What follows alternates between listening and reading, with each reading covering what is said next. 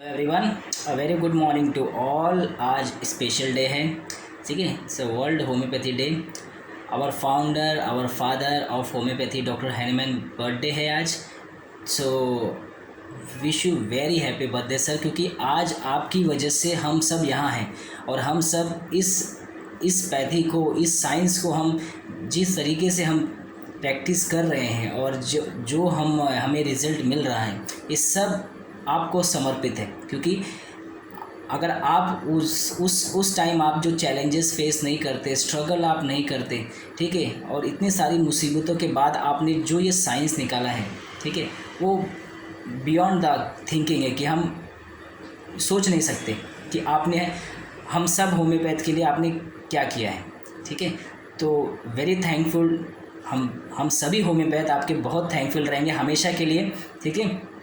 सो आज आपके इस दिन पर मैं एक छोटा सा केस और इंटरेस्टिंग केस, किस तरीके से एक पेशेंट की हम बिना हाथ लगाए, बिना कुछ करे पेशेंट आके बोलता है और हम वो मेडिसिन पकड़ते हैं और पेशेंट को देते हैं, और वो जो स्वीट पिल्स जो हमें एक मैजिकल नाम दिया गया है, और उसको जाते ही पेशेंट कैसे रिकवर करता है, उसका वाइटल फोर्स जो किस तरीके से बॉडी को ठीक करता है, ये सब आपकी वजह से आज हम सब वो देख पा रहे हैं। वो मैजिक, वो गोली की जो वो मीठी गोली का जो मैजिकल पावर है ना, ठीक है, जो आप ना आपको कुछ तकलीफ़ हो, ना खाने में कोई दिक्कत हो, खाने में आसान, पचाने में आसान, लेने में भी आसान, ठीक है।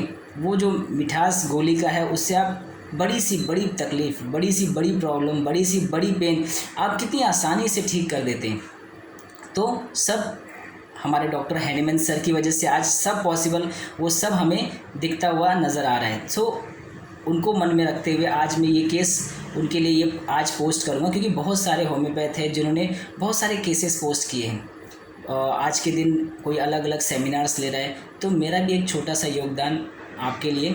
सो ये केस मेरे पास आया, सर्वाइकल स्पॉन्डिलोसिस का केस है ये, और जस्ट मेरे क्लिनिक के सामने उनका ये है। सो वो एजेंट का काम करते हैं, ब्रोकर है, मतलब रूम दिलाने का काम, बेचने का काम, मतलब वो उसके हिसाब से डील करते हैं, ठीक है। उनको हाइपरटेंशन है, 2 गोली उनको चल रही है, हाइपरटेंसिव है, ठीक है। 2 गोली खाने के बाद भी बीपी 140 150 उनका रहता है, और सर्वाइकल स्पॉन्डिलोसिस उनको तकलीफ़ हुआ। तो प्रॉब्लम ये था कि वो उनको पिछले 1 हफ्ते से उनको सीवियर चक्कर आ रहे, मतलब जैसे ही वो लेटते उनको चक्कर आते, तो ये उनकी प्रॉब्लम थी।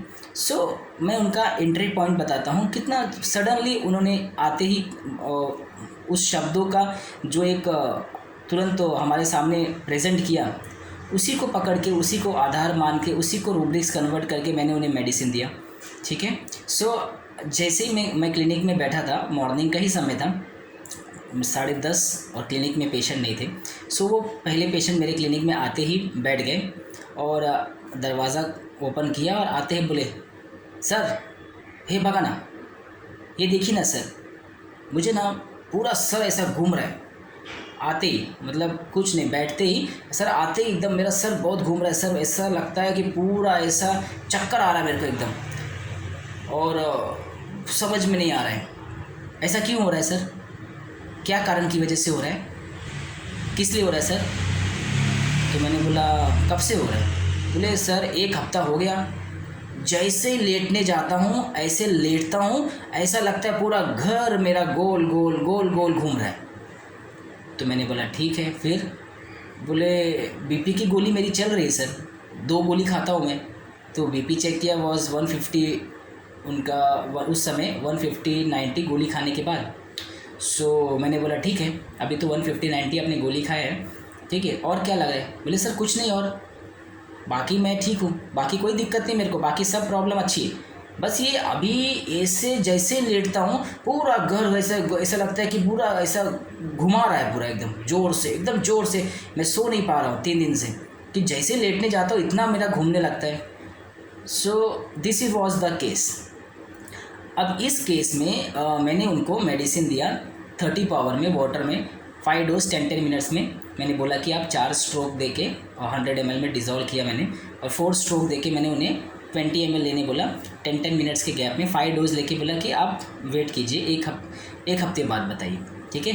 एंड एक हफ्ते बाद जब वो आए मेरे पास, सो बोले सर 90% बरा वाटतोय, 90% नहीं मतलब 90% फ़र्क वाटतोय, ठीक है। तो मैंने बोला कि और, बोले और सर कुछ नहीं, और तो सब अच्छा लग रहा है, अभी मेरे को सोने में चक्कर नहीं आ रहा है, पहले जो बहुत आता था अभी बहुत माइल्ड साथ कभी कभी फील होता है, मगर बहुत अच्छा है, अभी कोई दिक्कत नहीं है, ठीक है। और मैंने उनका बीपी चेक किया, आज सुबह उन्होंने गोली नहीं खाया था, सो बीपी वॉज 170, जो कि कभी नहीं हुआ। 30 डोज देने के बाद तो मैंने उनका एक गोली टैपर कर दिया, एक वीक के बाद आया, नो वर्टाइगो, कोई चक्कर नहीं, बीपी स्टिल 170। एक गोली टैपर करने के बाद मैंने दूसरी गोली भी बोला अल्टरनेट डे लेने के लिए, नेक्स्ट वापस से 7 डेज़ के बाद बुलाया, बीपी 110/80 वॉज नॉर्मल। मैंने कुछ दिन और चलाया अल्टरनेट, उसके बाद मैंने 2 डेज़ छोड़ के कर दिया, एंड धीरे धीरे करके नेक्स्ट मंथ में उनका दोनों बीपी का टैबलेट वॉज शट डाउन, मतलब मैंने बंद करवा दिया। Now he is under treatment for मेरे पास वो 4 से 5 महीने मेरे पास रहे ट्रीटमेंट के लिए, एंड विदाउट मेडिसिन धीरे धीरे करके मैंने 2 महीने में मेडिसिन बंद कर दिया उनका, एंड उसके बाद उनको बीपी का वापस से शूटअप नहीं हुआ, ना उनको दोनों गोली की ज़रूरत पड़ी, और स्पॉन्डिलोसिस उनका ठीक हो गया, जो वर्टाइगो था जिसके लिए वो आए थे, तो उनको कोई पेन नहीं, कोई चक्कर नहीं, और बीपी का टैबलेट बंद हो गया। तो सी द रिज़ल्ट कि मतलब कि वो खुद ही सोच रहे थे कि उनका बीपी, उन्हें क्रॉस चेक किया 2 जगह जाके कि बीपी कुछ नहीं खाने के बाद भी 110/70 110/80 उसके ऊपर जा नहीं रहे हैं। पिछले 4-5-6 महीने से मेडिसिन स्टॉप हो गई है। मैंने बोला कि आप चेक किया करो बीच बीच में, मगर अभी तक कोई प्रॉब्लम नहीं है, मेरे सामने रहते हैं, कभी कभी आ जाते हैं चेक करने के लिए, स्टिल देयर इज़ नथिंग, कोई प्रॉब्लम नहीं है। तो आप देखिए कितना मैं एक छोटी सी पिल्स में क्या जादू है, ठीक है, कि उसकी वजह से उसका स्पॉन्डिलोसिस हो गया, स्पॉन्डिलोसिस की वजह से सिमिलिमम की वजह से उसका बीपी का टैबलेट्स जो 2 गोली खाता था उसके बाद भी बीपी कम नहीं होता था 150 के बाद, and he is absolutely fine. तो आप देखिए अगर हम केस को स्टडी करेंगे तो पेशेंट क्या किया, आते ही अपना कंप्लेन चालू कर दिया, ठीक है। तो ये क्या है, एब्रप्ट मतलब आपको सोचने और समझने का कोई मौका नहीं देता है, सडननेस होता है। एब्रप्ट मतलब सडननेस, कि आपको पता नहीं चलता कि किस पल क्या हो जाएगा, दिस इज़ एब्रप्टनेस। तो इसने जो स्टार्ट किया आके ना नाम बताया ना कुछ बताया, कुछ नहीं बोला, जस्ट आया एंड स्टार्ट धड़ धड़ धड़, ये तकलीफ है, तो एब्रप्टनेस तो है। और उसके बाद क्या बोला, जैसे ही बोला कि सर ऐसा ऐसा हो रहा है, ये चक्कर आ रहा है सर, पूरा घूम रहा है, ऐसे क्यों हो रहा है सर, किस लिए हो रहा है सर, क्या वजह होगी, ये क्या है, दिस इज़ एब्रप्ट के साथ लाइट डिज़ायर। सिंपल हम एकदम सिंपल वे में जाएंगे, हम कोई हार्डनेस नहीं है, सिंपल। पेशेंट जो भी आके बोलता है ना, हमें सिर्फ वही समझना है पेशेंट के लैंग्वेज में। तो एब्रप्ट, क्योंकि पेशेंट एब्रप्ट होके आया, एब्रप्टनेस के साथ क्या बोल रहा है कि उसको क्या जिज्ञासा जानने की, क्या हो रहा है, क्यों हो रहा है, लाइट डिज़ायर फॉर। और क्या बोला, लेटता हूँ तो चक्कर आता है, लेटता हूँ तो पूरा घर घूमने लगता है, तो वर्टाइगो लाइंग एग्रीवेट। तो उसका तकलीफ कहाँ है, सोने से उसके चक्कर बढ़ जाते हैं। तो वर्टाइगो चैप्टर में जाओगे, लाइंग एग्रीवेट, सिंपल 3 रूब्रिक्स मैंने डाले, और मैंने 3 रूब्रिक्स डाल के मैंने उसको कैलकेरिया काप 30 का डोज दिया वाटर में, and he is absolutely fine, no repetition require, no further potency require. एक 30 डोज से उसका बीपी का टैबलेट्स बंद हो गया दोनों, प्लस उसके सर्वाइकल स्पॉन्डिलोसिस निकल गए, पेन निकल गया, चक्कर निकल गया, कोई प्रॉब्लम नहीं। तो कैलकेरिया काप देने के बाद, तो ऐसे छोटे छोटे कैलकेरिया काप के केस आपके क्लिनिक में आते हैं। सो एक दिन मेरी मदर पिछले 7 डेज से खांस रही थी, एक और केस बताता हूँ, ऐसे केसेस आते हैं आपके सामने। सो खांसी कर रही थी, तो मैं रोज़ ऑब्जर्व करता था, मैं कुछ नहीं बोलता था, क्योंकि my father is also a doctor and he is allopath. तो वो मेरे फादर की दवा खा लेती थी, बिकॉज ऑफ उसको लगता था कि मैं खा लूँगी, मेरे को उससे आराम मिल जाता है। सो 3 दिन हो गया, 4 दिन हो गया, और उसकी खांसी आती है तो एकदम ज़ोर से खांसती है। तो मैंने बोला ठीक है, एक दिन मैं क्लिनिक में, शाम के टाइम था, पेशेंट थे तो वो आके चली गई, फिर से बाद में जब पेशेंट नहीं थे तो आई। अब मेरा क्लिनिक मेरे घर के बाजू में ही। सो आई, बैठ गई, मैंने बोला क्या हो गया, अरे बोले ये खांसी नहीं बंद हो रही है मेरी, आती है तो बहुत आती है खांसी, बहुत ज़ोर से खांसी आ रही है, तेरे पापा की दवा खा रही हूँ। उससे आराम मिलता है, मगर वो आती है तो पूरा कलेजा पूरा दुखने लगता है। बोला क्या क्या लग रहा है फिर?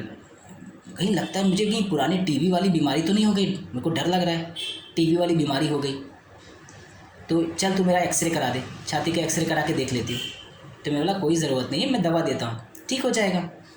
तो इतना ही केस था, ठीक है। Fear of tuberculosis and light desire for, simple. Calcarea का मैंने उसको 200 दिया, 200 के वाटर में 5 डोज दिए, एंड विद इन 2 डेज़ के अंदर she is absolutely fine. 2 to 3 days में उसकी खांसी, इसकी इंटेंसिटी कम होती गई, एंड 3 डेज़ में शी इज़ एब्सोल्युटली फाइन। तो फियर ऑफ ट्यूबरकुलोसिस एक रूब्रिक है हमारे पास। और पुराना टीबी का बीमारी उसको लग रहा है कि पहले एक बार हुआ था बहुत साल, 20 साल पहले, उसके बाद उसको कभी तकलीफ, मगर उसको खांसी 10 दिन से ज़्यादा हो रही, उसको लग रहा है टीबी ना हो जाए, और बोल रही मेरा एक्सरे करवा दे तू।